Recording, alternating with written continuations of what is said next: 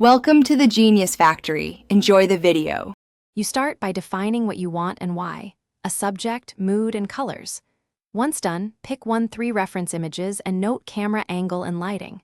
Next, decide a seed number and aspect ratio. These lock reproducibility. You should also prepare concise style tokens, artist inspirations, rendering type, and texture adjectives. Make sure to keep prompts short but specific so the model focuses. Finally, open the Gemini Art interface and paste your references and seed to begin generation. Now you craft the core prompt that tells Gemini what to produce, a 1 to 2 sentence line with subject, action, and mood.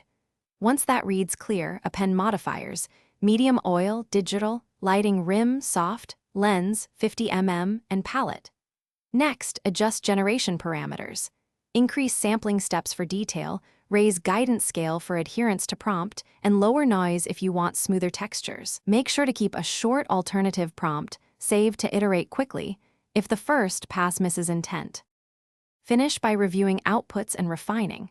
Choose the best candidate, then tweak adjectives, seed, or guidance scale to nudge details. Once satisfied, run upscaling and denoising for final polish, and export as PNG or TIFF at 300 dpi for print.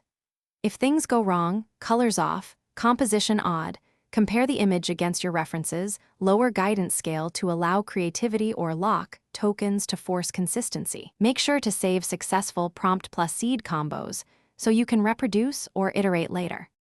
Thanks for watching. If you found this helpful, don't forget to like and subscribe.